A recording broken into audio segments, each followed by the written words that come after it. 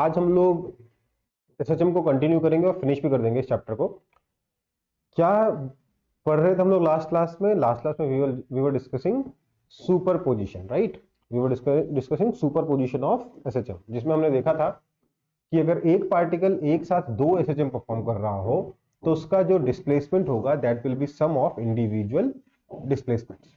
Okay, सुनो, हमने उसमें बाकी सारे केसेस तो किए ही थे। ये लास्ट केस भी मैंने उसको ब्रॉडली दो केसेस में डिवाइड किया था, उसका उनके सब केसेस हम लोग डिस्कस कर रहे थे। दो केसेस कौन से थे? दोनों एसएचएम जिनका सुपरपोजिशन करना है दोनों सेम डायरेक्शन में हो, या दोनों एसएचएम जिनका सुपरपोजिशन करना है उनका वो म्यूचुअली परपेंडिकुलर डायरेक्शन में। ये दो केसेस थे, same direction, mutually perpendicular direction. Okay, same direction के तीन केसेस देख लिए थे। चौथा केस जनरल केस था। उसमें क्या था? दोनों एसएचएम का एम्पलीट्यूड भी डिफरेंट है और फेज भी डिफरेंट है। मैंने ये बताया था कि हम ओमेगा सेम रखकर ही सुपरपोजिशन करेंगे, डिफरेंट ओमेगा का सुपरपोजिशन हम लोग नहीं पढ़ेंगे।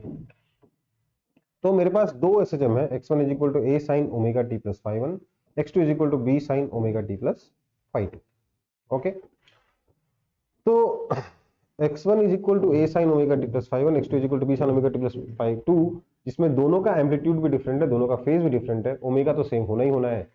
इन दोनों को अगर मुझे सुपरपोज करना है तो इसको सॉल्व करने के लिए हमारे पास क्या था? हमारे पास था फेजर डायग्राम। हमने वेक्टर्स का यूज करके इसका सुपरपोजिशन निकाला था। क्या था हमारे पास? We had phasor diagram.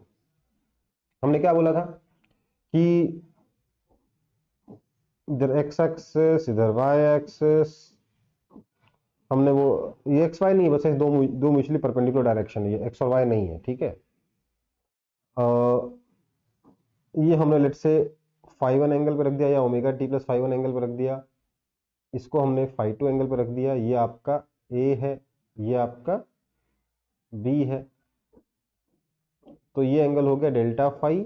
Delta phi is equal to phi two minus phi one. मैंने शायद उसमें ए का फेज बड़ा रखा था बी से, मैंने यहाँ पे बी का फेज बड़ा कर दिया ए से। तो delta phi is equal to phi two minus phi one. जब मैंने क्लास में करवाया था तो मैंने ए को ऊपर बनाया था, बी को नीचे बनाया था। उसके बाद हम लोगों ने इन दोनों का वेक्टर सम निकाला, तो जो रिजल्टेंट आया that was under root of A square plus B square plus two A B cos delta phi. और हम बोल सकते हैं कि आपका जो x आएगा that is equal to x1 plus x2, that will be given by r sin omega t plus phi one plus theta. R हम लोग निकाल चुके हैं, मोस्टली हमें काम आर से पढ़ने वाला है, कभी कभार थीटा की जरूरत पड़ सकती है, थीटा भी बता देता हूं। थीटा आ जाएगा tan inverse B sine delta phi, जहां डेल्टा फाई मैंने यहां पे बता रखा है phi two minus phi one है, upon A plus B cos delta phi. ठीक है, तो इससे थीटा भी आ जाएगा और हम आसानी से ही पूरा आर और थीटा निकाल के ये इक्वेशन लिख पाएंगे। ये हम लोग लास्ट क्लास में पढ़े थे सुपरपोजिशन प्रिंसिपल में।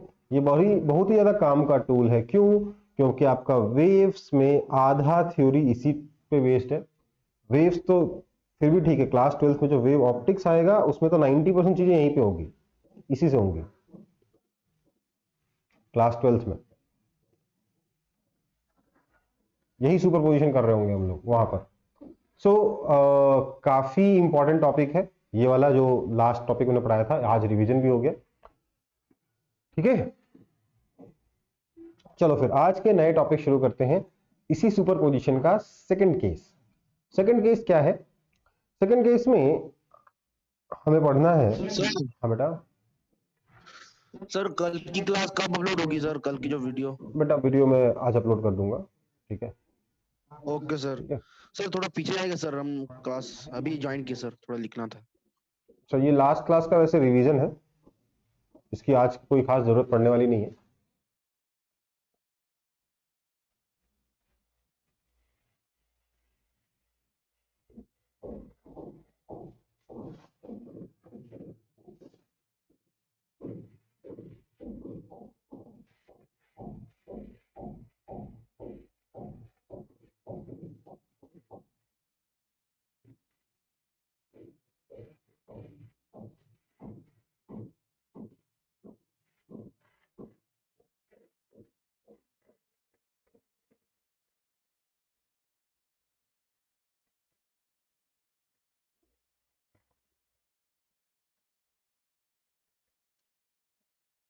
कॉपी हुआ?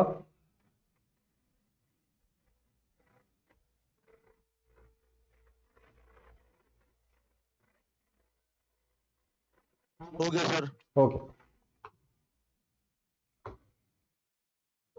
अगला टॉपिक हमारा केस 2 है, superposition of SHM in mutually perpendicular directions. दो एसएचएम जो म्यूचुअली परपेंडिकुलर डायरेक्शन में होंगे उनका सुपरपोजिशन हम लोग देखेंगे। इसमें भी फिर सब केसेस बनेंगे। तो केस 2 का फर्स्ट ए पार्ट क्या है? Two SHM having same omega, omega हमेशा सेम ही रहने वाला है, same omega, same phi and same amplitude. दोनों एसएचएम का एम्पलीट्यूड और फाई भी सेम है। जैसे कि एक तो हो गया x is equal to A sine omega T plus five, दूसरा है y is equal to A sine omega T plus five. दोनों का एम्पलीट्यूड भी सेम है, फेज भी सेम है, ओमेगा तो सेम है ही है। तो ये पार्टिकल एक साथ, ये वाला जो बॉल दिख रहा है आपको, ये बॉल एक साथ दो एसएचएम कर रहा है। एक x डायरेक्शन में x is equal to A sine omega T plus five, एक y डायरेक्शन में y is equal to A sine omega T plus five. तो इसका मोशन कैसा होगा एक बार देखते हैं।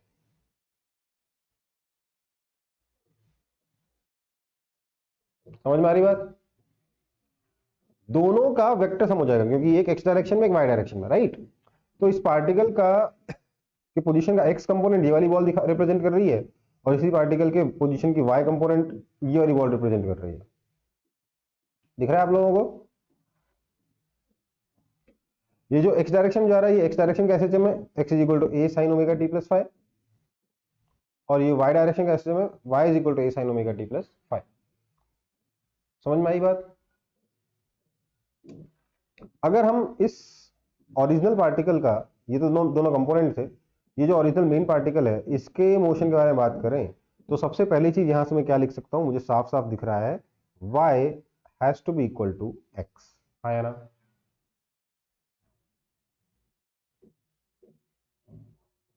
है ना? y और x तो इक्वल ही है। इसका मतलब ये हो गया कि मोशन जो है वो स्ट्रेट लाइन में होगा, पाथ क्या है? स्ट्रेट लाइन है। कौन सा? y is equal to x वाला है। ठीक। कहां तक जाएगा? x is equal to plus A से माइनस ए तक, और y is equal to plus A से माइनस ए तक। मतलब पार्टिकल हमेशा इस डब्बे के अंदर रहेगा, जो यहां पर a कॉमा जीरो है, यहां पर माइनस ए कॉमा जीरो है, यहां पर जीरो कॉमा ए है, और यहां पर minus, sorry, zero comma minus A है। ठीक है। किसी पॉइंट ऑफ टाइम पे आप देखोगे इस पार्टिकल के दोनों इंडिविजुअल कंपोनेंट, एक्स डायरेक्शन का और एक वाई डायरेक्शन का, दोनों एसएचएम कर रहे हैं। है ना? स्टेटमेंट बात है। और अगर मैं सेंटर से इसके डिस्टेंस को r कह दूं, तो r कितना हो जाएगा? r हो जाएगा under root of x square plus Y square, जो आप आसानी से कैलकुलेट कर लोगे, a root two sine omega T plus five. मतलब कि ये इसकी पोजीशन जो है ये वो भी एसएचएम कर रही है। दिस इंप्लाइज पार्टिकल इज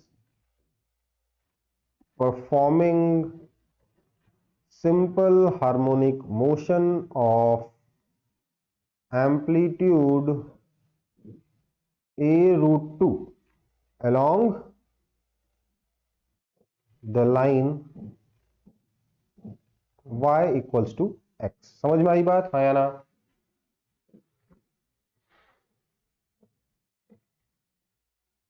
समझ में आया कि नहीं आया?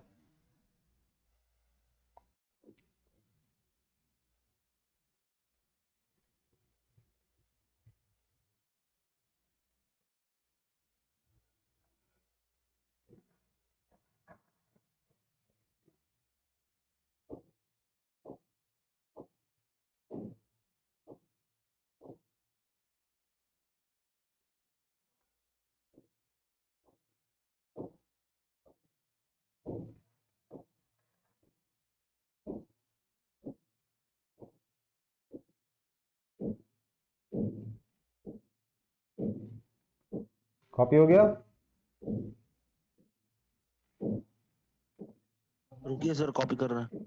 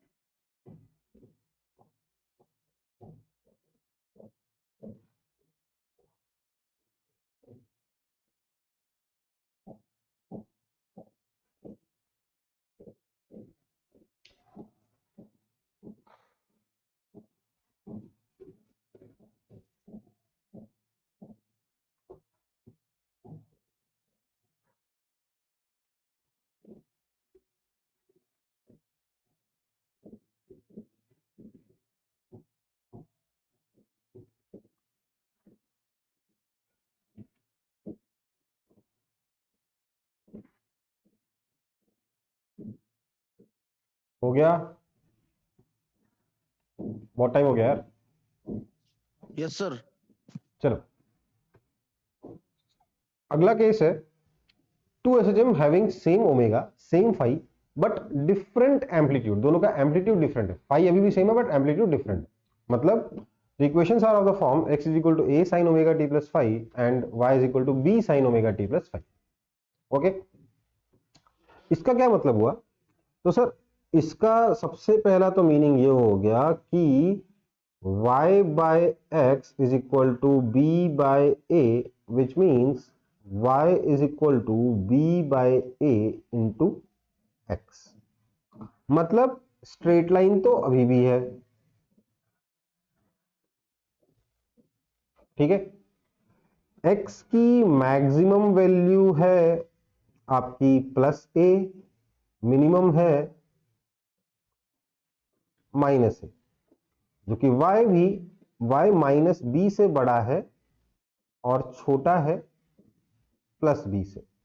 ओके भाई, अगर इस केस में मैं डिस्टेंस निकालूंगा तो r हो जाएगा under root of x square plus Y square, origin से डिस्टेंस निकाल रहा हूं, तो it will be under root of A square plus B square sine of omega T plus five. मतलब कि ये भी आपका एसएचएम ही है of amplitude root under a square plus B square along line y is equal to b by a times x। मतलब ये जो पार्टिकल है ये x डायरेक्शन में ये ऐसे मूव कर रहा है, y डायरेक्शन में ऐसे मूव कर रहा है, तो इसका एक x डायरेक्शन का शैडो भी एसएचएम कर रहा है, y डायरेक्शन का शैडो भी एसएचएम कर रहा है। x डायरेक्शन के शैडो का एम्पलीट्यूड a है, y डायरेक्शन के शैडो का एम्पलीट्यूड b है। अब हमें इस मोशन का रिजल्टेंट बताना है, इस पार्टिकल का मोशन जो हमने देखा वो भी एसएचएम होगा, बस उसका amplitude under root of A square plus B square होगा। कैसे होगा देखते हैं। एक्स डायरेक्शन में एसएचएम, वाई डायरेक्शन में एसएचएम और ये रिजल्टेंट। समझ में आ रही बात? मैक्सिमम वैल्यू एक्स की प्लस ए, वाई की एक्स की माइनस ए से ए, वाई की माइनस बी से बी, राइट। पार्टिकल फॉलो करेगा ये वाली स्ट्रेट लाइन जो कि क्या है, y is equal to b by a into x, और इसका एम्पलीट्यूड कितना हो जाएगा under root of A square plus B square. Okay, कोई दिक्कत?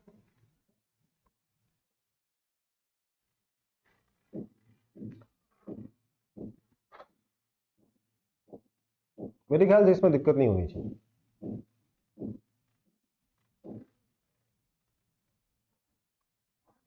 आप लोग ये वाली लाइन भी ड्रॉ कर लेंगे डायग्राम बनाते वक्त, और ये मूविंग बॉल तो आप ड्रॉ कर नहीं सकते, तो क्या करोगे, एक बॉल को यहां ड्रॉ करोगे तो बोलोगे करस्पॉन्डिंग बॉल एक यहां है एक यहां है, ठीक है। इसका x है, इसका y है, y x कितना है a sin omega T plus five, y कितना है b sin omega T plus five. Okay,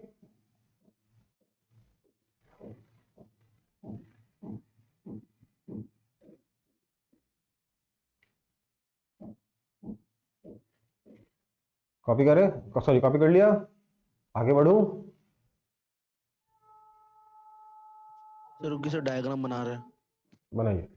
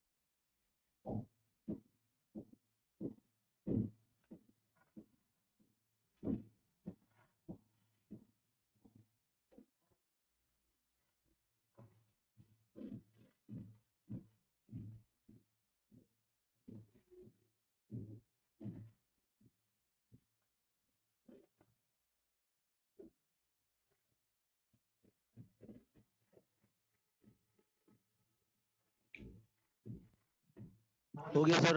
हो गया, ठीक है। चलो आगे बढ़ते हैं।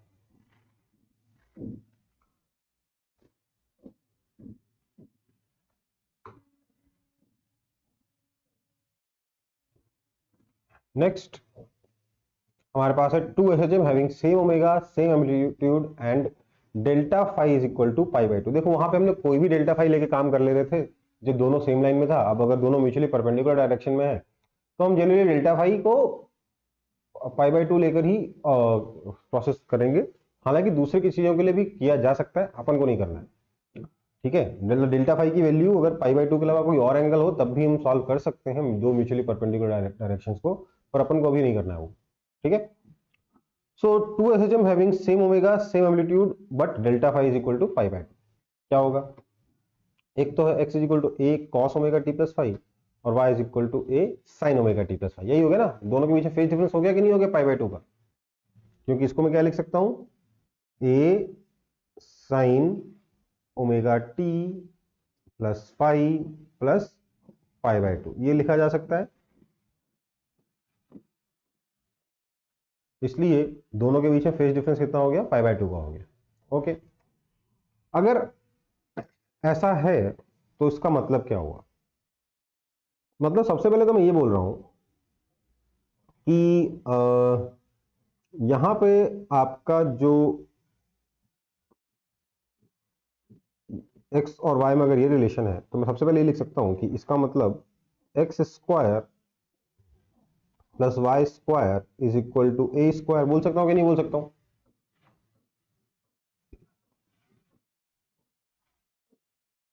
हाँ या ना।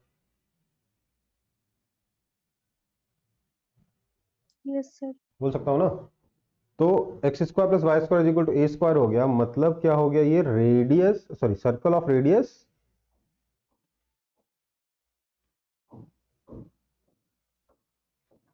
ए की इक्वेशन आई कि नहीं आई है। मतलब पार्टिकल का पाथ क्या होगा, पार्टिकल फॉलोज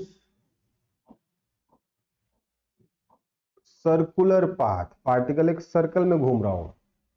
कैसे, देखो at t is equal to zero, मतलब मैं एक काम कर रहा हूं, मैं फाई को जीरो मान ले रहा हूं अपने सिंप्लीफिकेशन के लिए। तो t is equal to zero पर मेरा a कितना, x कितना हो जाएगा a के बराबर और y कितना हो जाएगा जीरो के बराबर। मतलब पार्टिकल कहां पे होगा, a कॉमा जीरो पे, यहां पे होगा पार्टिकल a कॉमा जीरो पे, है ना। मतलब मैं फाई को अगर जीरो मानूं अपनी सिंप्लिसिटी के लिए, क्योंकि फाई तो बस एक कांस्टेंट है, तो फाई को अगर मैं जीरो मानूं तो उस पर्टिकुलर केस में x तो हो गया a कॉस जीरो मतलब a, और y हो गया a साइन जीरो मतलब zero at t is equal to zero, initial condition. तो इसका क्या मतलब हुआ, तो बेटा इसका मतलब हुआ कि पार्टिकल आपका यहां से शुरू करेगा मोशन a कॉमा जीरो से और फॉलो करेगा सर्कुलर पाथ। देखिए x में है a कॉस, मतलब जैसे जैसे फेज बढ़ेगा वैसे वैसे x डिक्रीज होगा, तो पार्टिकल इधर आएगा। और y में है a साइन, तो y डिक्रीज होगा इनिशियली, तो पार्टिकल ऊपर जाएगा। ठीक है, ये आपका x डायरेक्शन है, ये आपका y डायरेक्शन। पार्टिकल इनिशियली इधर आएगा क्योंकि x डिक्रीज कर इधर आएगा क्योंकि x डिक्रीज कर रहा है, और उधर जाएगा क्योंकि y इंक्रीज कर रहा है, और फॉलो करेगा circular path of circle of radius a with centre at origin. तो मूव करेगा कुछ इस तरीके से। दिख रहा है आप लोगों को,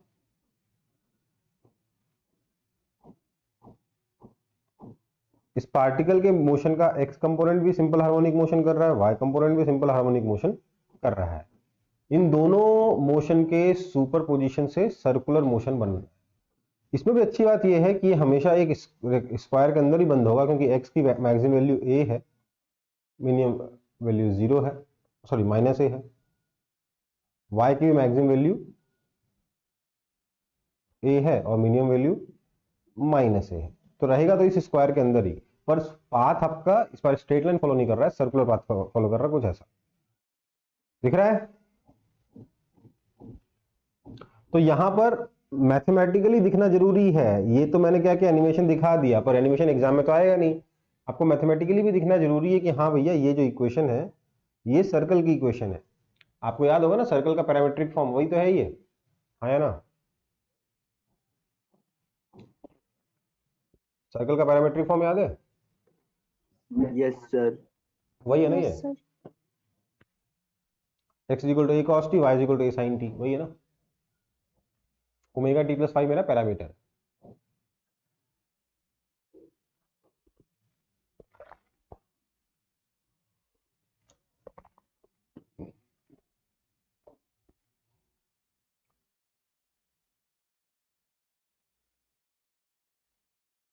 कॉपी हो गया? रुकिए सर। देखो आपको ये पूरा डायग्राम बनाने की जरूरत नहीं, आप किसी इसका कोई एक स्टिल बना लीजिएगा, ठीक है ना?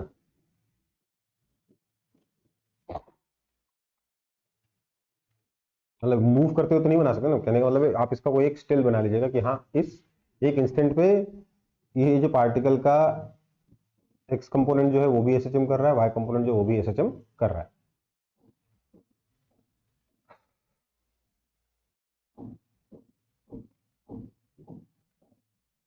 अगर किसी को अभी तक समझने में दिक्कत हो तो अगली स्लाइड में वो क्लियर हो जाएगा।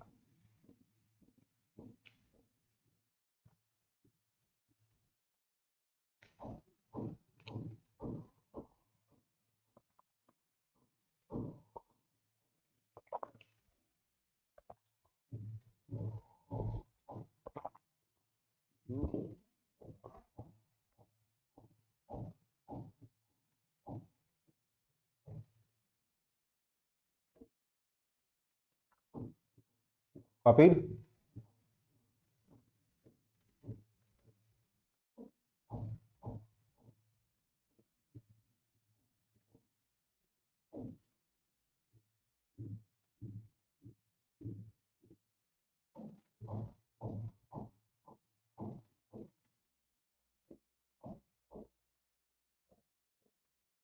चलो आगे बढ़ते हैं। सर डायग्राम कैसे बनाने बोले सर आप? ऐसे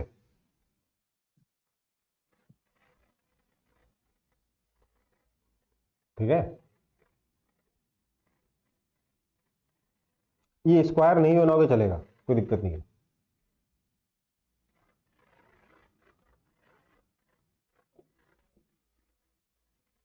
मतलब ऐसे बनाओगे,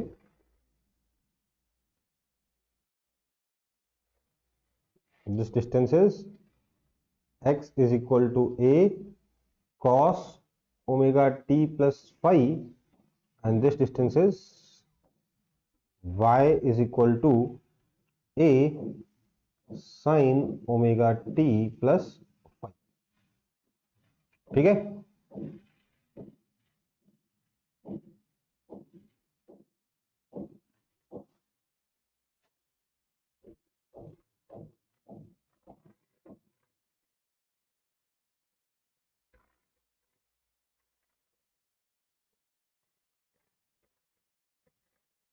आगे बढ़ रहा हूं। ये तो आप डायग्राम में बना लोगे। वैसे यस सर। वैसे हर एक मोमेंट पर ये कुछ ऐसा ही दिखेगा। अभी तो ऐसा दिख रहा है, थोड़ी देर बाद ये ऐसा दिखेगा, है ना? और थोड़ी देर बाद ये ऐसा दिखेगा, फिर ऐसा दिखेगा। समझ में आ रहा है? किसी भी मोमेंट पर ये डिस्टेंस भी एसएचएम कर रहा है, ये डिस्टेंस भी एसएचएम कर रहा है, और ये पार्टिकल सर्कुलर मोशन कर रहा है। तो ये तो अपन को पता ही था ना पहले से कि एसएचएम क्या है, बेसिकली सर्कुलर मोशन का कंपोनेंट है, राइट? तो सर्कुलर मोशन का एक्स कंपोनेंट भी एसएचएम है, वाई कंपोनेंट भी एसएचएम है, दोनों को जोड़ दिया फिर से सर्कुलर मोशन बन गया। दिक्कत क्या है इसमें, है ना? Yes sir. बस दोनों के बीच में फेज डिफरेंस कितना होगा, 90 डिग्री का, π/2 का। Okay sir. चलो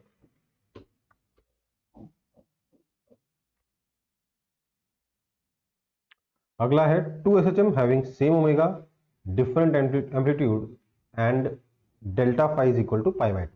फेज डिफरेंस अभी भी π/2 है, बस एम्पलीट्यूड भी डिफरेंट हो गया इस बार। तो इक्वेशन कैसी होगी, x is equal to a sin omega t plus five, and y is equal to b cos omega T plus 5। क्या अब ये सर्कल बनेगा क्या? इससे नहीं बनेगा ना। क्या करें? ना सर्कल बन रहा है ना स्ट्रेट लाइन बन रहा है। क्या करें? Any idea?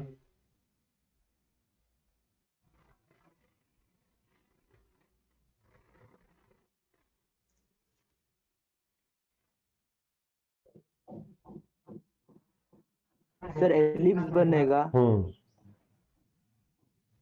यहां से क्या बोल सकता हूँ? X by a is equal to sine omega T plus 5, और क्या बोल सकता हूँ? Y by b is equal to cos omega T plus 5।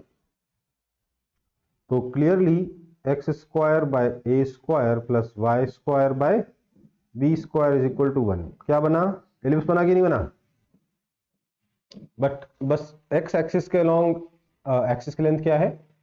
2a है, वाई एक्सिस में 2b है, राइट? कौन सा मेजर है कौन सा माइनर है ये तो पता नहीं कि ए बड़ा है या बी बड़ा है, बट सर हाँ, सर हम लोग y equal to b sine omega T plus 5 by pi by 2 लिख सकते प्लस हैं। 5/2 लिख सकते हो, बिल्कुल। ये बेसिकली अगर आप देखें तो ये क्या है? ये इलिप्स का पैरामेट्रिक फॉर्म है कि नहीं है?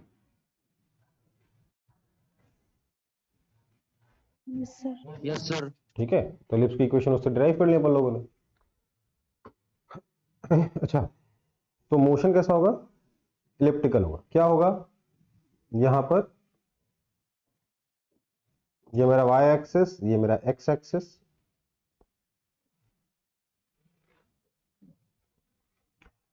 x की मैक्सिमम वैल्यू कितनी है? तो सर a है। मिनिमम वैल्यू कितनी होगी? तो सर -a होगी, राइट? y की maximum value b, minimum value -b। बहुत अच्छी बात है। तो मतलब पार्टिकल जब भी रहेगा इस डब्बे के अंदर ही रहेगा। x कभी a से बड़ा नहीं हो सकता, y कभी b से बड़ा नहीं हो सकता, तो इस डब्बे के अंदर ही रहेगा ना। हाँ या ना?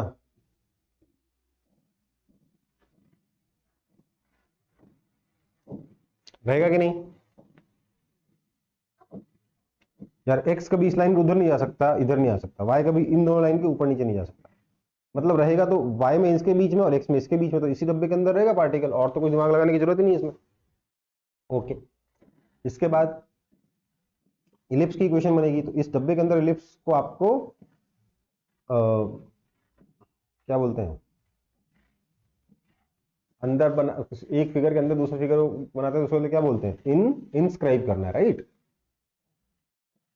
तो हम लोग इलिप्स इलिप्स इसके अंदर इंस्क्राइब करते हैं।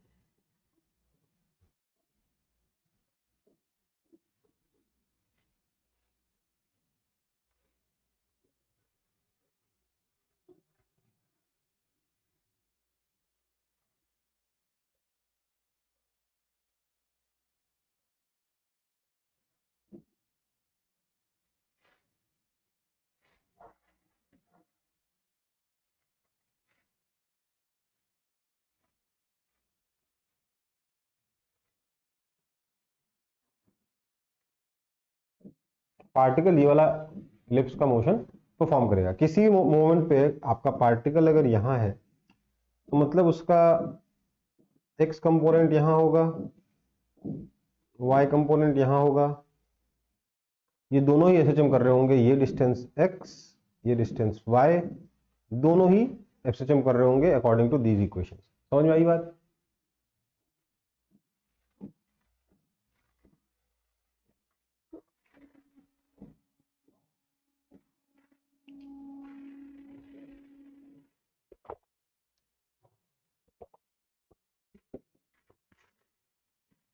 इजी है कि डिफिकल्ट है?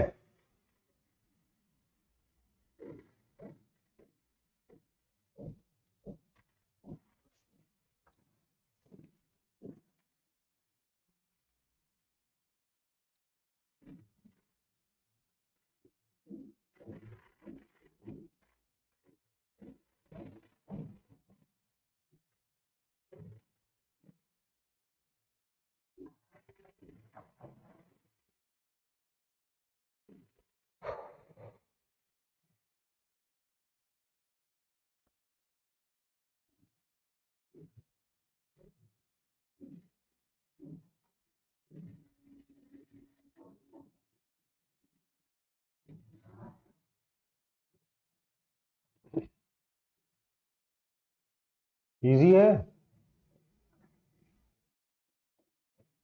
इतना तो कॉपी कर लिया होगा, ज्यादा कॉपी करने के लिए नहीं था। आगे बढ़ रहा हूं, जवाब तो आप लोगों को देना नहीं है। अच्छा देखो, आप उस एलिप्स के अंदर ही घूमेगा सर वो पार्टिकल। इलिप्स के लॉन्ग फॉलो कर मूव करेगा। ये तो इलिप्स की इक्वेशन आई गई ना, this implies path is elliptical.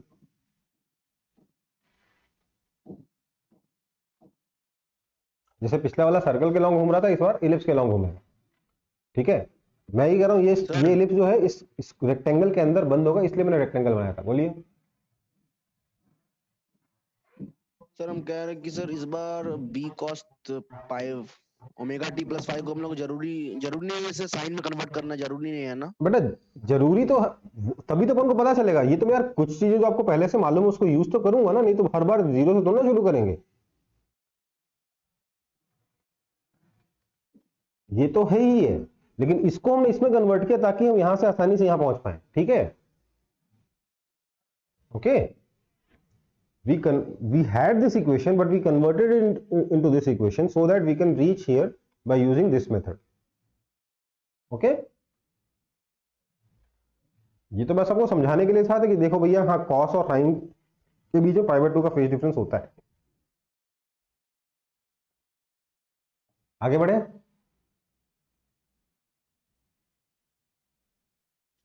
Yes sir. चलो, तो आपका एसएचएम की थ्योरी कंप्लीट हो चुकी है, ध्यान दीजिएगा।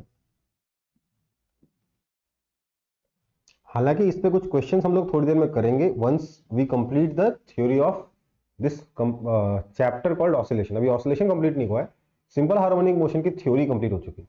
ठीक है, कुछ क्वेश्चंस लेकिन मेरे को कराने का मन है, तो वो मैं बाकी के बचे हुए जो ऑसिलेशन हैं उसको कंप्लीट करने के बाद ही कराऊंगा। तो अभी 90% से ऊपर पोर्शन कंप्लीट हो चुका है क्योंकि एसएचएम कंप्लीट हो गया। अब हमको दूसरे कुछ एक्स्ट्रा ऑसिलेशंस भी कवर करने हैं। तो पहला है हमारा डैम्प्ड ऑसिलेशन। क्या है? Damped oscillation. डैम्प्ड ऑसिलेशन का मतलब समझिए, विस्कोसिटी तो सब लोग समझते हो। विस्कस फोर्सेस क्या करते हैं? एक फ्लूइड के अंदर एक ऑब्जेक्ट के मोशन को अपोज करते हैं, राइट है ना। तो मैंने यहां पे क्या किया, एक बॉब को, जो सिंपल पेंडुलम का जो बॉब था, उस बॉब को मैंने पानी के अंदर डुबो दिया। जब मैंने इसको पानी के अंदर डुबोया तो ये कुछ इस तरीके का मोशन कर रहा है, दिख रहा है। पर due to resistive force of water या ड्यू टू विस्कस फोर्स, धीरे धीरे देखिए इसका एम्पलीट्यूड डिक्रीज होता जा रहा है। हो रहा है कि नहीं हो रहा? सर फुल्ली ऑक्सीजन नहीं कर पा रहा है ना सर। हाँ, और अल्टीमेटली थोड़ी देर बाद हम देखेंगे कि बॉब रेस्ट पे आ जाएगा। ऐसा होता है प्रैक्टिकली, ऐसा ही होता है ना। ऐसा तो होता नहीं कि एक बार आपने पेंडुलम को हिला के छोड़ दिया तो जीवन भर करता ही जा रहा है। एयर रेजिस्टेंस की वजह से धीरे धीरे धीरे धीरे धीरे धीरे धीरे धीरे धीरे रुक जाता है कि नहीं रुकता? हाँ है ना, जैसे ये रुक गया। ठीक है, तो एक बार और ट्राई कर लेते हैं, देख लीजिए मोशन अच्छे से दिखेगा कैसा। इक्वेशन तो बाद में आती रहेंगी, मोशन दिखेगा कैसा ये देख लेते हैं पहले।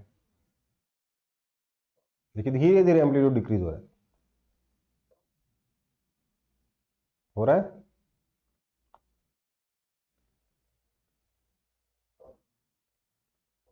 और ये रुक गया अल्टीमेटली। अब जाके रुका। तो इस मोशन को हम लोग पढ़ेंगे। देखो वैसे तो अगर एक सिंपल पेंडुलम के बारे में बात करें, प्रैक्टिकली अगर मैं बात करूं तो प्रैक्टिकली ये एनर्जी लूज करते करते करते करते रेस्ट पे आ जाता है। तो एनर्जी कहां कहां लॉस, एनर्जी का लॉस कहां कहां हो सकता है बताइए तो जरा मेरे को।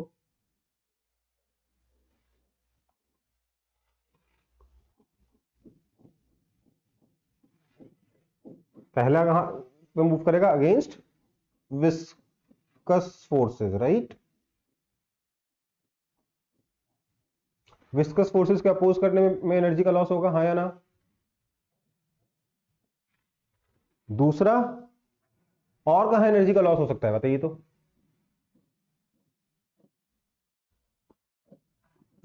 ये नहीं आइडिया, तुक्का लगाओ ना, क्या पता कि सही बैठा है। बोलो। यहां पर एनर्जी का लॉस हो सकता है। अच्छा तो मुझे एक बात बताओ, मतलब कि अगर मैं यहां से विस्कस लिक्विड हटा दूं, मैं इस पेंडुलम को जाके मून पे रख दूं, तो क्या ये कभी नहीं रुकेगा? नो सर, रुकेगा ना कभी ना यस सर, कभी तो। रुकेगा। अब वहां पे कौन रोकेगा? विस्कस फोर्स तो है नहीं, कौन रोकेगा वहां पे? फ्रिक्शन। फ्रिक्शन। कहाँ का फ्रिक्शन? एटमॉस्फेयर। एटमोस्फेयर तो है ही नहीं, ये चांद में ले गया। सर सर हिंज के अबाउट। हाँ यहां पर तो friction at the point of suspension.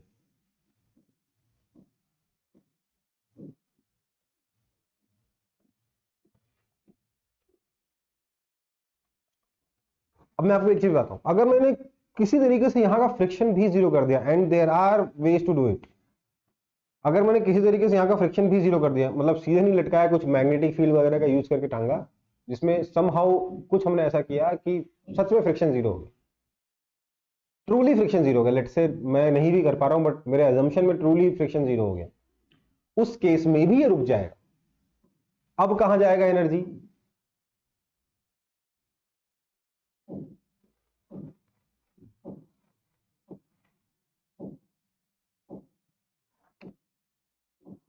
Loss of energy in hysteresis loop. आप बोलोगे सर ये कहां से आया? हिस्टेरेसिस याद आ रहा है? सुना तो था सर, याद नहीं आ रहा कौन से चैप्टर में था, बताइए तो, कुछ याद आ रहा है हल्का फुल्का? हिस्टेरेसिस कहीं तो सुना था सर।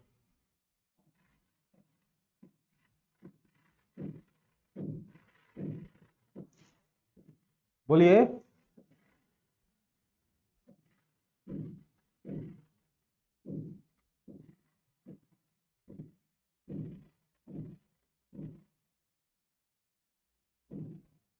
नहीं आ रहा है?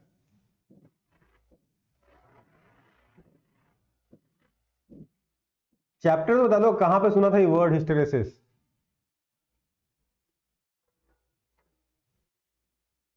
ये भी याद नहीं है। अब याद आया?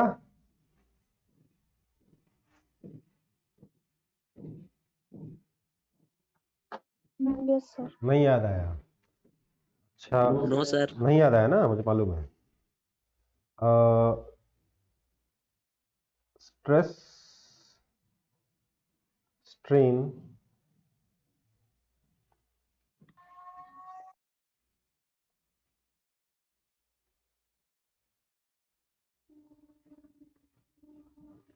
अब कुछ याद आया? Yes sir. अरे बताया था ना कि कैसे चूज करेंगे कौन सा मटेरियल हमको कार के टायर में यूज करना है और कौन सा मटेरियल कार के क्या बोलते हैं सस्पेंशन में यूज करना है। Yes sir. याद आया? तो जिसमें ये एरिया छोटा होगा उसको टायर के लिए यूज करेंगे। क्यों? क्योंकि वहां पे एनर्जी का ज्यादा लॉस नहीं होना चाहिए। ज्यादा एनर्जी का लॉस हो गया तो क्या होगा?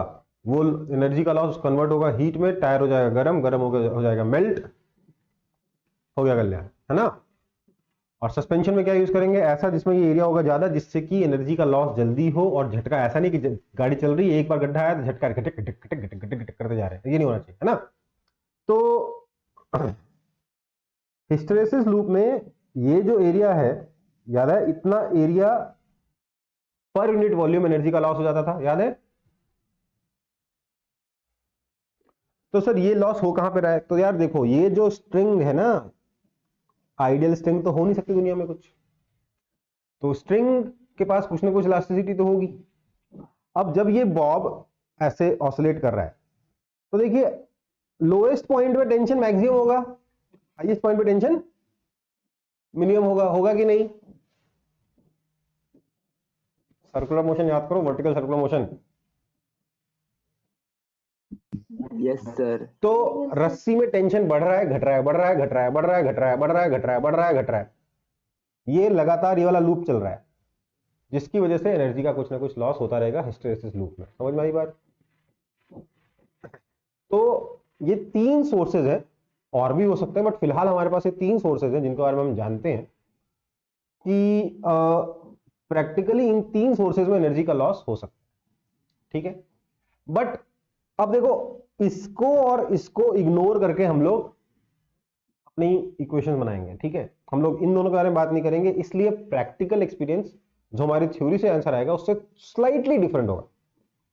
थ्योरी से जो आंसर आने वाला है उससे स्लाइटली डिफरेंट होगा, क्योंकि हम इन दोनों को इग्नोर करके अपनी इक्वेशन लिखने वाले हैं। ओके बेटा?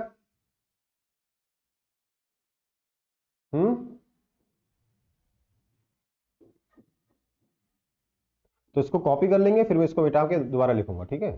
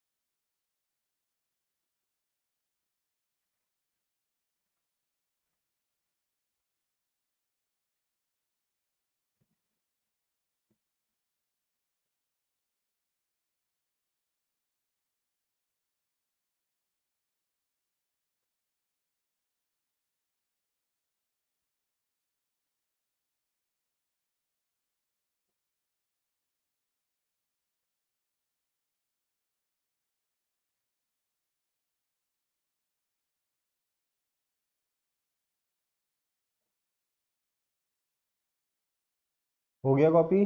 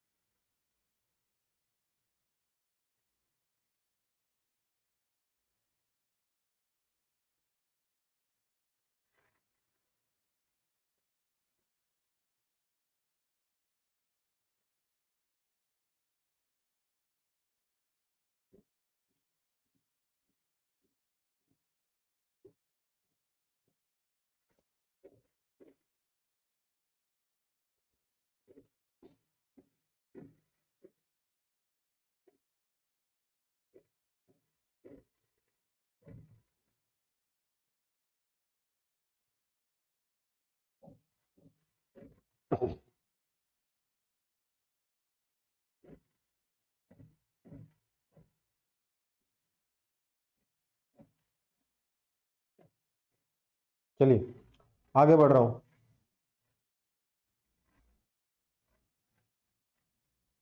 मैं इसको मिटा रहा हूं बेटा, वापस नहीं आऊंगा। देखो फिर डैम्प्ड ऑसिलेशन में हमारे पास क्या होगा? We will have apart from restoring force,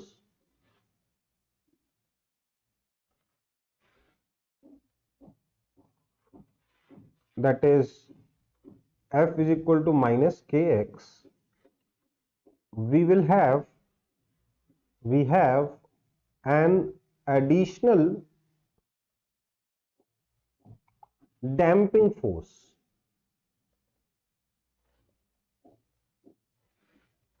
which is given by F is equal to minus bv। अब देख रहे हो विस्कस फोर्स है ना, minus 6 pi eta r v है ना, 6 पाई ईटा आर की जगह बी लिख दिया है। बी को क्या बोलते हैं हम लोग? बी को हम बोलते हैं डैम्पिंग कांस्टेंट। क्या बोलते हैं? Damping constant. तो अगर हमारे पास एक रीस्टोरिंग फोर्स जो डिस्प्लेसमेंट के प्रोपोर्शनल है, उसके अलावा एक डैम्पिंग फोर्स है जो वेलोसिटी के प्रोपोर्शनल है और वेलोसिटी के अपोजिट डायरेक्शन में काम करता है, तो ऐसे में हमारे फोर्स की इक्वेशन बनेगी F is equal to minus के एक्स माइनस BV, ठीक है, which means we have m d2x dt2 mass into acceleration, force equal to mass into acceleration is equal to minus kx minus b times velocity is dx by dt, आया ना। तो इससे मुझे final equation मिली मेरे को d2x dt2 is equal to minus k by m times x minus b by m times dx by dt, ठीक है। अब देखो इसका सॉल्यूशन थ्योरी वाइज आपके सिलेबस में नहीं है, इसको कैसे सॉल्व करते हैं, पर मतलब मैथ्स में भी नहीं सिखाया जाता है कि इस तरीके की इक्वेशन कैसे सॉल्व करते हैं। इसको हम कहते हैं second order differential equation, second order differential equation, ठीक है। क्या कहते हैं इसको? Second order differential equation. ये second order differential equation solve करना आपको क्लास 12th में भी नहीं सिखाया जाता, आपको 12th में भी क्या है, सिर्फ फर्स्ट ऑर्डर डिफरेंशियल इक्वेशन ही है। तो लेकिन ये इसका सॉल्यूशन उतना डिफिकल्ट है नहीं, मैं चाहूं तो करवा सकता हूं पर अभी मैं नहीं करूंगा, ठीक है। मतलब बहुत डिफिकल्ट नहीं है। बेसिकली इस तरीके के इक्वेशन को सॉल्व करने के लिए क्या करते हैं कि इस तरीके की इक्वेशन का सॉल्यूशन इस फॉर्म का होता है, वो फॉर्म सब्स्टिट्यूट करते हैं, इक्वेशन बनाते हैं, मतलब उस फॉर्म को इस इक्वेशन के अंदर सब्स्टिट्यूट करते हैं, उससे हमारे पास उसका जो भी आंसर आता है उसको हम लोग कोएफिशिएंट्स कंपेयर करके फाइनल आंसर तक कन्वर्ट कर देते हैं। ये प्रोसेस होता है, ठीक है। लेकिन मैं उस प्रोसेस में नहीं पढ़ रहा, मैं सीधे इसका सॉल्यूशन बताऊंगा, ठीक है। तो यहां तक कॉपी कर लीजिए क्योंकि सॉल्यूशन नेक्स्ट पेज पे आएगा।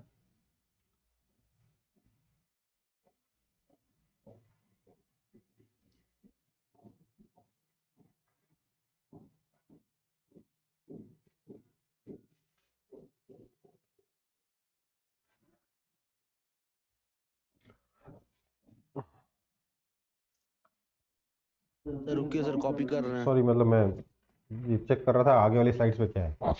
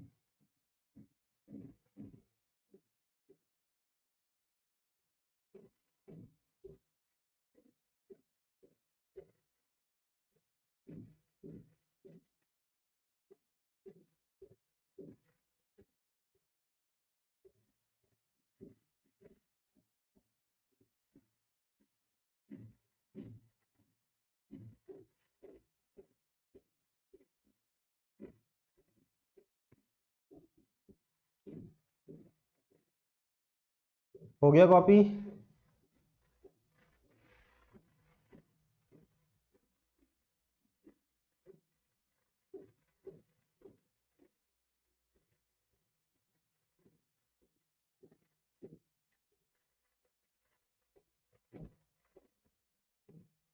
Yes, sir.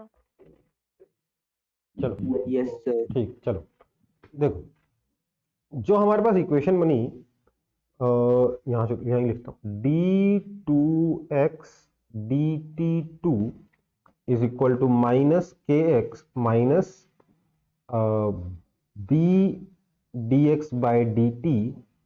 जब हम इसको सॉल्व करते हैं तो we get equation as x is equal to, थोड़ा लंबा फॉर्म आने वाला है, a into e to the power minus B t by 2m times sine of omega dash t plus 5। ठीक है, वेयर ओमेगा डैश क्या है? तो ओमेगा डैश है under root of k by m minus b square by 4m square. ठीक है, ये form में आता है। आप बोलोगे सर मतलब ये आंसर है और ये आपको याद करना है? हाँ बेटा बिल्कुल। ठीक है, आपको याद रखने के इसके कुछ तरीके हैं। इसमें मैं इसको दो पार्ट्स में कन्वर्ट कर रहा हूं। इसमें पहला पार्ट है आपका, है तो ये भी एसएचएम जैसी इक्वेशन, बस इसका जो एम्पलीट्यूड है वो एम्पलीट्यूड कांस्टेंट नहीं है। एम्पलीट्यूड कितना है? a into e to the power minus B t by 2m। ये जो b बाय 2m है ना, इसको आप ओमेगा स्मॉल डी या फिर डैम्पिंग फ्रीक्वेंसी बोल दो, angular frequency, damping angular frequency बोल दो। ठीक है, तो आपका जो एम्पलीट्यूड हो जाएगा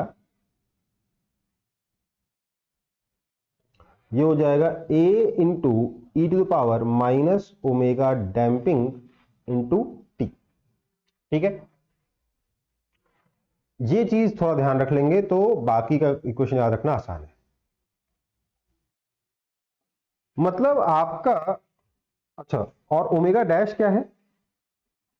अगर आप ओमेगा डैश पे ध्यान देंगे तो ओमेगा डैश है आपका सर अंडर रूट ऑफ, हाँ बेटा, सर वो डैम्पिंग फ्रीक्वेंसी लिखे हैं सर आप? हाँ डैम्पिंग फ्रीक्वेंसी, वो डैम्पिंग एंगुलर फ्रीक्वेंसी है लेकिन ठीक है, ओमेगा डैम्पिंग फ्रीक्वेंसी ही बोलते हैं इसको। ठीक है, तो ओमेगा डैम्पिंग इनटू टाइम है, sorry, amplitude is equal to a into e to power minus omega damping into time है, और ओमेगा डैश कितना है? ये आपका omega not square minus omega damping square दिख रहा है। ओमेगा नॉट क्या होता है? तो सर ओमेगा नॉट तो under root of k by m होता है ना बेटा, है ना। ओमेगा डैम्पिंग कितना है? b बाय 2m, और ओमेगा डैश क्या है? Under root of omega not square minus omega damping square. आप ऐसे भी देख सकते हो कि ओमेगा नॉट बड़ा होता है, ये ओमेगा डैम्पिंग है और ये ओमेगा डैश है। ठीक है,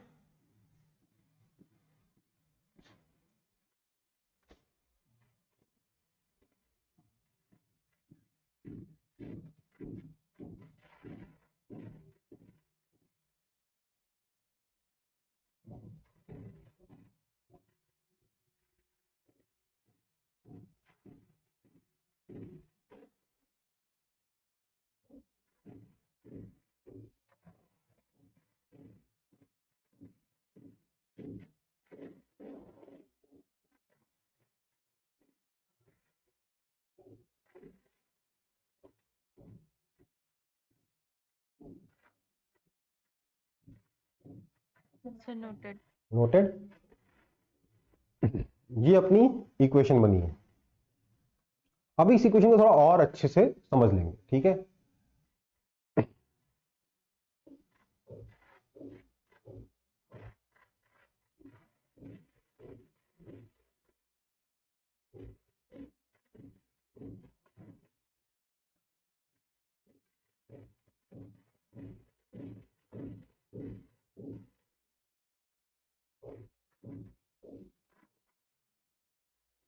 अच्छा, तो मैं एक काम कर रहा हूँ, अगर आप लोगों ने नोट कर लिया तो एक बार इसको मिटा दे रहा हूँ।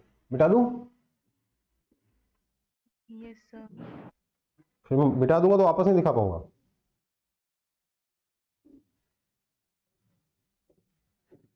चलो मिटा दी।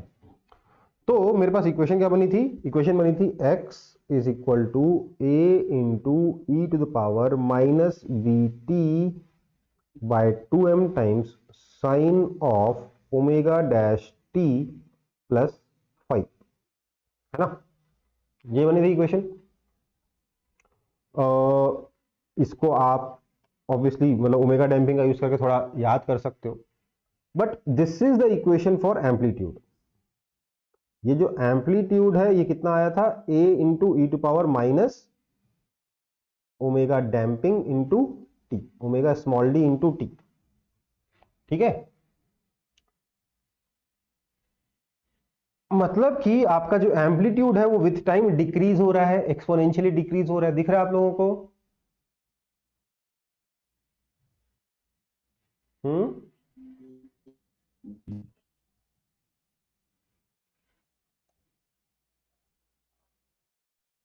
सर हाँ बेटा, सर ई यूलर्स नंबर है। हाँ ई यूलर्स नंबर है।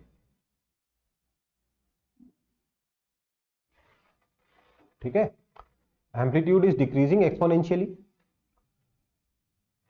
अगर हम इसका x और टाइम t के बीच में ग्राफ बनाएंगे तो इस इक्वेशन की ग्राफ कैसे बनेगी? एक्सपोनेंशियली डिक्रीजिंग एम्पलीट्यूड का एसएचएम। हाँ या ना? हाँ या ना? Yes sir. तो graph Yes, will sir. Look something like this. अच्छा, x इधर t इधर, graph will look something like this.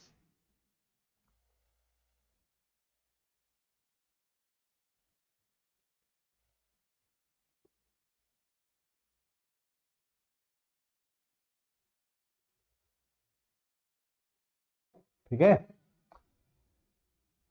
Amplitude zero कब होगा?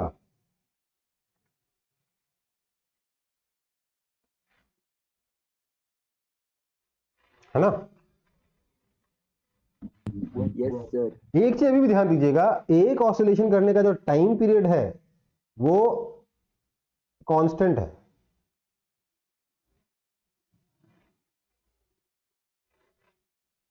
ये टाइम इंटरवल जो है ये कांस्टेंट है। दिख रहा है आप लोगों को? एम्पलीट्यूड डिक्रीज हो रहा है बट टाइम पीरियड डिक्रीज नहीं हो रहा। एम्पलीट्यूड जीरो कब हो रहा है? टी इक्वल टू इन्फिनिटी पे, और एक्सपोनेंशियली आपका एम्पलीट्यूड डिक्रीज हो रहा है, तो उसको रिप्रेजेंट करने के लिए हम यहां पर एक ऐसे ग्राफ बनाएंगे।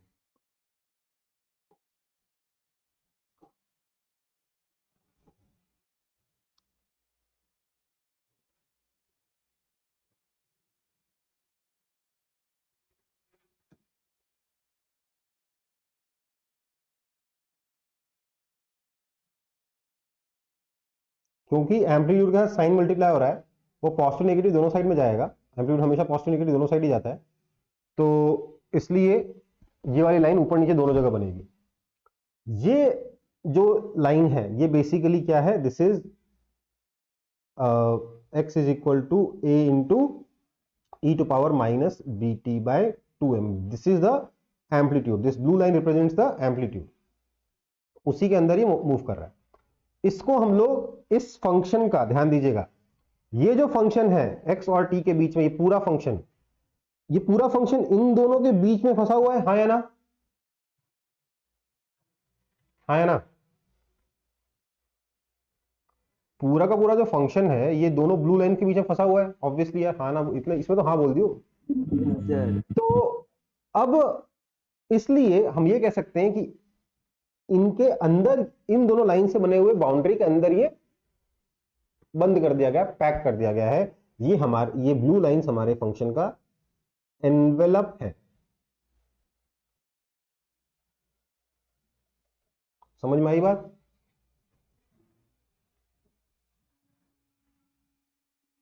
अब ये सब मैथमेटिकल कॉन्सेप्ट हो गया, फिजिक्स से ज्यादा मैथ शुरू हो गई है। ठीक है,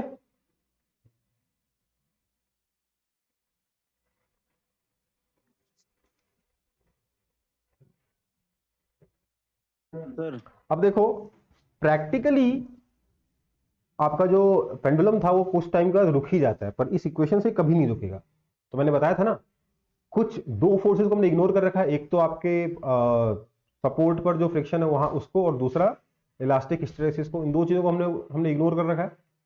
इसलिए ये जो है ये प्रैक्टिकल आंसर के बहुत पास आ सकता है, एग्जैक्ट उसको डिपिक्ट नहीं कर सकता। हाँ बोलिए बेटा।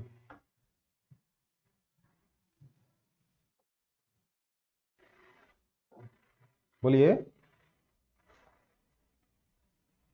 सर हम कह रहे थे कि sir x equal to a e to the power minus B t by two m को हम लोग मतलब हर समय ऐसा लिखना है क्या, e to the power minus omega D T भी लिख देखो सकते हैं? इस तरीके से आप याद करोगे, लिखना ऐसे ही चाहिए। हाँ आप ये लिख सकते हो, कोई बड़ी बात नहीं है, ठीक है, ये ऐसे लिखना बेटर है। अब इतनी छोटी सी बात यार, आप 7वीं 8वीं के बच्चे थोड़ा ना सर ऐसे लिखेंगे वैसे लिखेंगे, दोनों ही ठीक है।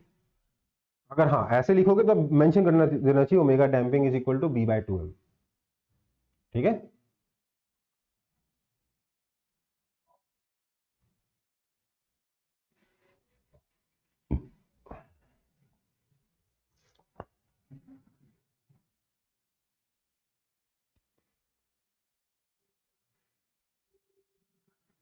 चलो फिर, फोर्स्ड ऑसिलेशन हो गया, सॉरी डैम्प्ड ऑसिलेशन हो गया, खत्म। कॉपी कर लिया इसको, ये ग्राफ बन गया। मुझे मालूम है ग्राफ बनाने में हाथ से बहुत दिक्कत होती है, लेकिन ग्राफ बना कि नहीं बना? बन गया सर। पहले एनवेलप बनाना तभी बना पाओगे, नहीं तो नहीं बनेगा, ठीक है। पहले एनवेलप बना लेना, ये इक्वल टाइम इंटरवल्स मार्क कर लेना, तभी बना पाओगे। चाहो तो यहां पे ही मार्क कर लेना, ठीक है। आगे बढ़ता हूं। नेक्स्ट है हमारा इस चैप्टर का लास्ट टॉपिक है forced oscillation. Forced oscillation, forced oscillation में क्या होगा, आपका जो ऑसिलेशन है उसमें अभी तक हमने दो फोर्सेस देखे, कौन कौन से? हमने देखा एक तो रीस्टोरिंग फोर्स और दूसरा देखा डैम्पिंग फोर्स, ठीक है। देखो रीस्टोरिंग फोर्स के बिना तो ऑसिलेशन होगा नहीं। इनके अलावा अगर एक और पीरियोडिक एक्सटर्नल फोर्स लगना शुरू हो जाए तो उस केस में जो ऑसिलेशन होगा उसको हम लोग फोर्स्ड ऑसिलेशन कहते हैं। इसकी डेफिनेशन लिखनी होगी तो क्या लिखेंगे? Oscillation under the influence of external periodic force called driving force. ये जो अगर एक अपार्ट फ्रॉम जो आपका इंटरनल रीस्टोरिंग फोर्स है या फ्रिक्शन है या डैम्पिंग फोर्स है, उसके अलावा अगर कोई एक्सटर्नल ड्राइविंग फोर्स भी लगने लग जाए, एक्सटर्नल पीरियोडिक फोर्स भी लगने लग जाए, जो एक्सटर्नल पीरियोडिक फोर्स है ना उसी को हम लोग ड्राइविंग फोर्स कह रहे हैं। It is called driving force, ठीक है। तो हम लोग जो ऑसिलेशन देखेंगे उसको हम लोग फोर्स्ड ऑसिलेशन कहते हैं। इसकी जनरल इक्वेशन कैसे बन सकती है? तो सर जनरल इक्वेशन बनेगी F is equal to minus के एक्स माइनस बी, यहां तक तो पता ही था, plus F not sine omega D t. ये ओमेगा कैपिटल डी है, ओमेगा कैपिटल डी को क्या बोलते हैं? तो कहते हैं ड्राइविंग फ्रीक्वेंसी। क्या कहते हैं? ड्राइविंग फ्रीक्वेंसी, ठीक है। समझ में आई बात? अगर ऐसा होता है तो विथ टाइम, मान लीजिए मोशन शुरू हुआ अभी भी, तब तो बात अलग है, पर विथ टाइम क्या होगा, आपके ऑसिलेशन, अल्टीमेटली ऑसिलेशन तो होगा ही होगा, बट उस ऑसिलेशन में natural frequency will die out, natural frequency खत्म हो जाएगी थोड़ी देर के बाद, and object will oscillate with frequency of driving force. Oscillation will take place with frequency of driving force, that is natural frequency, natural oscillation die out with time, and equation of motion is given by, equation कैसे मिलेगी? तो equation मिलेगी ऐसे, ठीक है। अभी तक तो आसान लग रहा होगा, है ना। देखो भैया, मैंने जब सिर्फ F is equal to minus के एक्स माइनस बी था उसको तो सॉल्व किया नहीं, ये और ऐड कर दो कि मैं सॉल्व करने जाऊंगा क्या? बेवकूफ दिखता हूं मैं नहीं सॉल्व कर रहा इसे, मैं सॉल्व कर ही नहीं रहा इसे। अगर ये है तब तो मैंने सॉल्व किया नहीं, इतना और ऐड करने का तो बिल्कुल सॉल्व नहीं करूंगा। लेकिन ये बता रहा हूं अगर इसको सॉल्व करोगे तो इस फॉर्म में आएगा, ठीक है। जहां पर ध्यान दीजिएगा फोर्स में सिर्फ ओमेगा ड्राइविंग इनटू टी है, एक्स में ओमेगा ड्राइविंग इनटू टी के साथ साथ ये फाई भी आ गया, ठीक है। समझ में आई बात? बोलो। Yes, sir. ऑसिलेशन हो रहा है सिर्फ ड्राइविंग फोर्स की फ्रीक्वेंसी के साथ, बट ऑसिलेशन का फेज ड्राइविंग फोर्स के फेज के बराबर नहीं है, दोनों के बीच में कुछ फेज डिफरेंस है। इतना ही नहीं, ये जो एम्पलीट्यूड बी है ना, इसकी भी एक फिक्स्ड वैल्यू हो जाएगी, क्योंकि डैम्पिंग की वजह से धीरे धीरे सारी एनर्जी खत्म हो जाएगी जो इनिशियल दी थी। वो जो फ्रीक्वेंसी आप फोर्स जो एनर्जी आप फोर्स से प्रोवाइड कर रहे हो, वही फोर्स की वजह से ये ऑसिलेशन होता रहेगा। तो इस बी के लिए जो फॉर्मूला आता है, मैं क्यों नहीं सॉल्व करके दिखा रहा हूं, आप खुद सोच लीजिए इसके आंसर देखने के बाद, क्योंकि इस बी का जो फॉर्मूला आता है, that formula is something like this.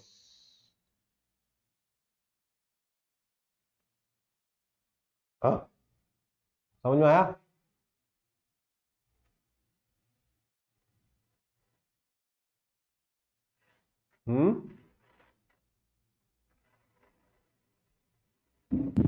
Exam में आएगा। यार दुख से बड़ी दुख क्या बताना पड़ रहा है कि जेई मेन में डायरेक्ट इस फॉर्मूले पे क्वेश्चन पूछा जा चुका है। सर इसको याद करना पड़ेगा सर। क्या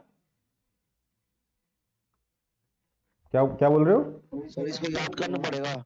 इसको याद कर लो तो बढ़िया है। देखो मैं ये कहता हूं कि एक्चुअली इससे पिछले 5 साल में 2 बार क्वेश्चन आ चुका है इस फॉर्मूले पे बेस्ड, तो इसको इग्नोर करना मैं सजेस्ट नहीं कर पा रहा हूं, बट मेरे ख्याल से इग्नोर कर देना चाहिए, क्योंकि जितनी देर में ये याद करूंगा उतनी देर में बहुत सारी चीजें और याद कर लूंगा, राइट। हालांकि मैंने इसको काफी सिंप्लीफाइड फॉर्म में दिया है, आपकी बुक में तो और कॉम्प्लेक्स फॉर्म में दे रखा है, आपकी बुक में तो जबरदस्त कॉम्प्लेक्स फॉर्म में दे रखा है, ठीक है। मैंने उसको काफी सिंप्लीफाई किया यहाँ पे, तो ये मेरे ख्याल से याद हो जाएगा। देखा, अगर आप देखो जरा तो क्या है ये, m omega driving square minus omega not square, दो चीज हो गई। एम ओमेगा स्क्वायर होता है ना, ये कितना होता है, एम ओमेगा स्क्वायर होता है ना, यही होता है। इसकी जगह आप ओमेगा स्क्वायर की जगह omega driving square minus omega not square डाल दो, ये ओमेगा नॉट स्क्वायर होता है ना बेसिकली, ठीक है।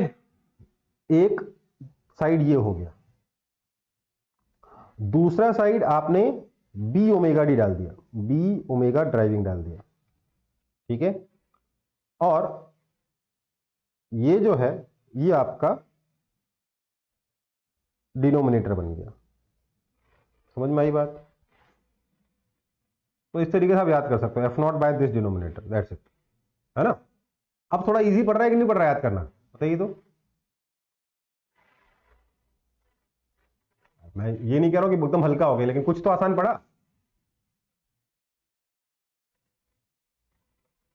Yes sir. Sir. ओके, तो फाई क्या है? फाई तो आया नहीं सर, फाई का फॉर्मूला भी तो बाकी होगा। बिल्कुल बाकी बेटा, वो फॉर्मूला भी लो।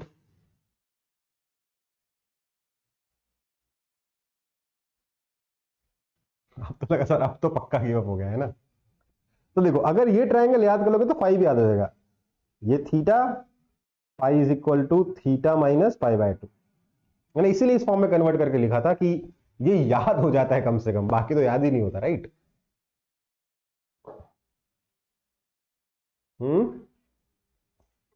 आप सोचो इसमें ये सब जुगाड़ भी नहीं किए हुए हो, बल्कि ओमेगा नोट की वैल्यू डाल रखी हो, तो कितना दिक्कत हो जाएगी।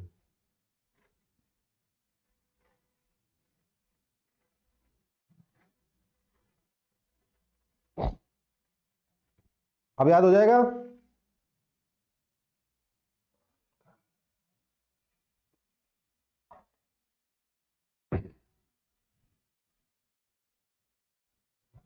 देखो, जब एक बार आया था 3-4 साल पहले, मैंने बोला था कोई बात नहीं, छोड़ दो, कोई फर्क नहीं पड़ता। पर दोबारा पूछ लिया इसी फॉर्मूले पे कुछ क्वेश्चन, तो मतलब एक होता है ना कि मेरे को बोलना पड़ रहा है कि यार अगर हो सके याद तो याद कर लो। इसलिए मैंने इसको काफी सिंप्लीफाई करके इस फॉर्म में लिखा है। ईमानदारी से बताऊं, एकदम ईमानदारी से, मेरे को ये फॉर्मूला याद नहीं है, ठीक है।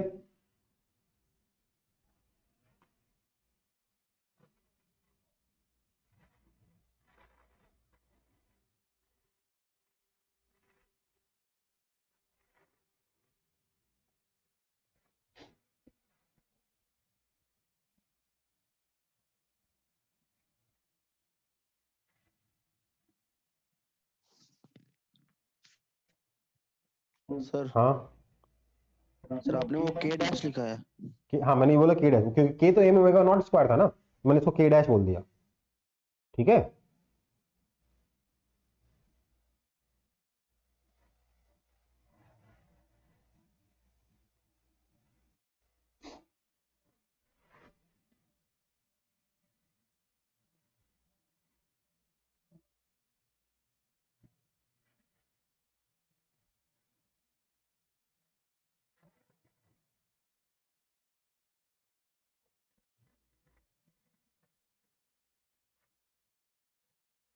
आप चाहो तो इसको भी अगर कन्वर्ट करना है तो ऐसे कर सकते हो। दिस इज बेसिकली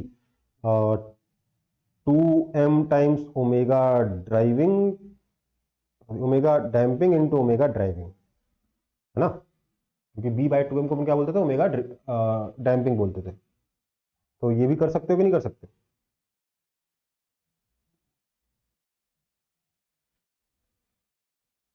लेकिन मेरे को ये आसान पड़ा तो लगा, तो मैंने ये लिख दिया। आपको जो आसान लगे वो कर लो।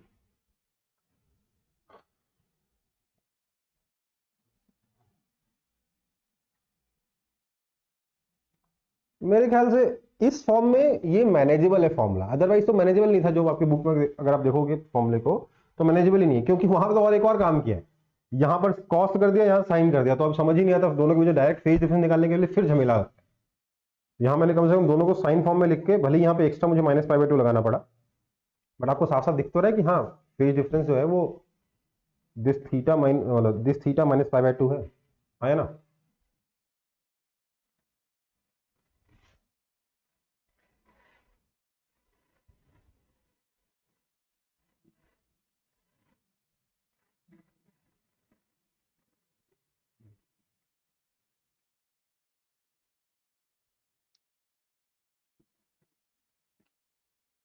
चलो कॉपी हो गया। Thank you sir.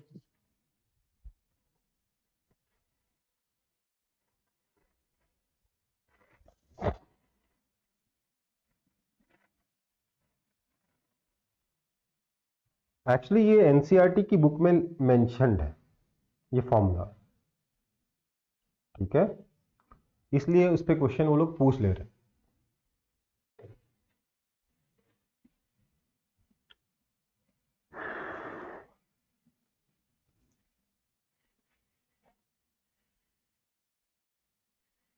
Yes, sir. Noted. Noted. Yes, sir. आगे बढ़ रहा हूं बेटा, फिर चलो।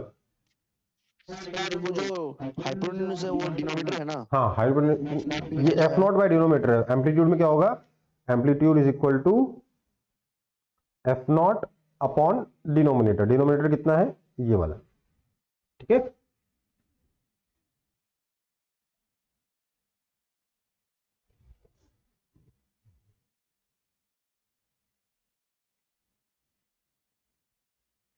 देखो this this force oscillation is not in JEE advance syllabus, बता देता हूं। ये जेई एडवांस के सिलेबस में ये नहीं है, ठीक है बेटा, बट जेई मेन में पूछ लेता है। इनफैक्ट डैम्प्ड ऑसिलेशन भी जेई एडवांस में नहीं है।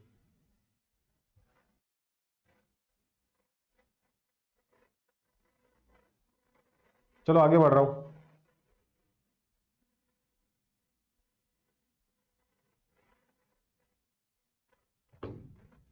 चलो तो हमारा अगला टॉपिक है रेजोनेंस। क्या है, रेजोनेंस।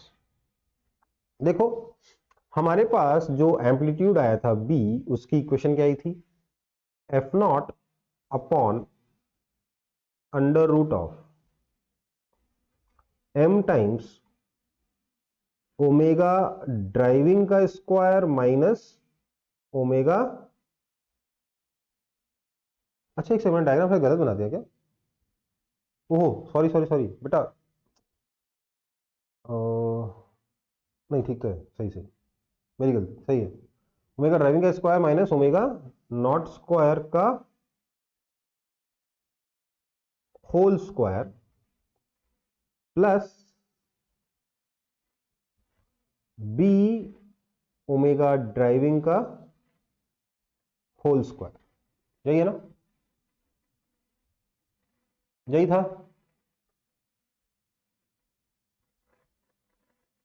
जहां ओमेगा नॉट, ओमेगा डी क्या है, तो सर ओमेगा डी तो है आपकी ड्राइविंग फ्रीक्वेंसी,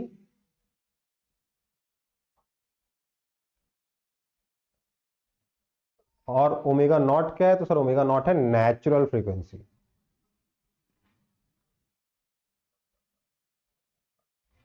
ठीक है, तो अब हम लोग ओमेगा ड्राइविंग को वैरी करेंगे। अगर हम लोग ओमेगा ड्राइविंग को वैरी करेंगे कीपिंग एफ नॉट कॉन्स्टेंट, बाकी सब कुछ कॉन्स्टेंट है, ओमेगा नॉट कॉन्स्टेंट है, बी कॉन्स्टेंट है, सब कुछ कॉन्स्टेंट है, हम लोग सिर्फ अगर ओमेगा ड्राइविंग को वैरी करेंगे तो हमारा एम्पलीट्यूड वर्सेस ओमेगा ड्राइविंग का अगर हम ग्राफ बनाते हैं, मतलब इधर मैं एम्पलीट्यूड बी बना रहा हूं, इधर मैं ओमेगा ड्राइविंग बना रहा हूं, तो हम देखेंगे कि जो ग्राफ है वो कुछ ऐसा बन रहा है। अच्छा, वो ग्राफ जो है वो कुछ ऐसा बनेगा।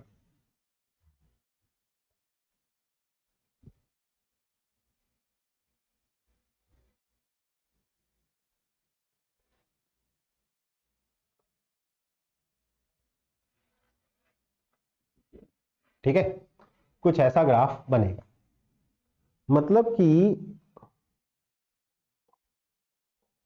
एक पर्टिकुलर फ्रीक्वेंसी पे ये एम्पलीट्यूड मैक्सिमम हो जाएगा। ये कब होगा, जब ये वाली क्वांटिटी जो है ना ये जीरो हो जाए, ओमेगा ड्राइविंग और ओमेगा नॉट इक्वल हो जाए। समझ में आई बात? तो then at omega driving is equal to natural frequency, amplitude is maximum.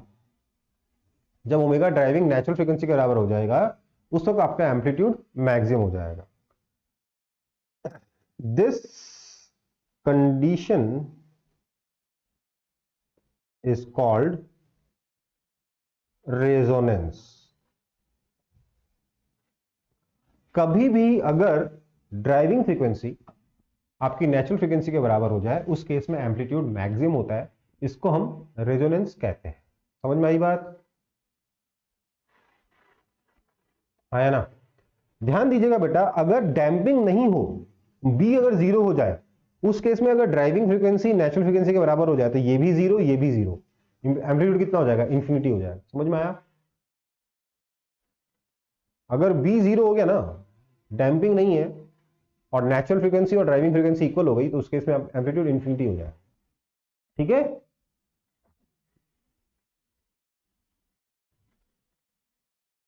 कोई दिक्कत? फटाफट इसको कॉपी करेंगे, खत्म करना चैप्टर। अच्छा, चैप्टर आज खत्म हो नहीं पाएगा, मेरे टाइम हो चुका है और खत्म करने 15 मिनट और लगेंगे। सो आज की क्लास यहीं खत्म करता हूं, क्योंकि इसके आगे की बात जो है वो एक बार मैं कहानी सुनाऊंगा। ठीक है, चलो फिर नेक्स्ट क्लास में मिलते हैं। इसको फटाफट सब लोग कॉपी कर लेंगे।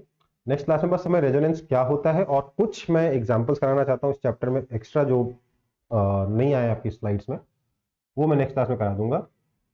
ठीक है, ये बताओ एसएचएम चैप्टर मजेदार लगा कि नहीं लगा? बहुत डिफिकल्ट लगा? कितने लोगों को? Raise your hand. बहुत डिफिकल्ट है?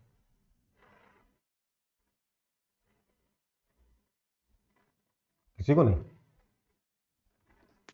सर बहुत डिफिकल्ट नहीं लगा सर, थोड़ा सा है। अच्छा, इंटरेस्टिंग कितने लोगों को लगा? वो लोग हैंड रेज करेंगे।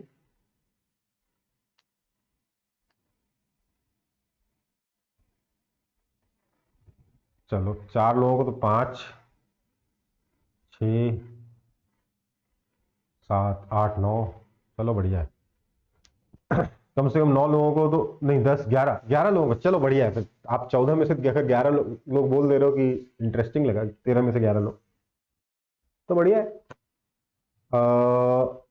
देखो इंटरेस्टिंग ये है, पर आई विल से कि हाँ, बीच में चैप्टर एकदम बोरिंग से हो गए थे। कौन से? Heat and thermodynamics. उससे भी ज्यादा बोरिंग वो आपका फ्लूइड मैकेनिक्स वगैरह। बोरिंग नहीं, बट इतने इंटरेस्टिंग नहीं थे, राइट? लेकिन वो इजी थे। इंटरेस्टिंग होगा तो थोड़ा डिफिकल्ट तो होगा ही होगा, है ना।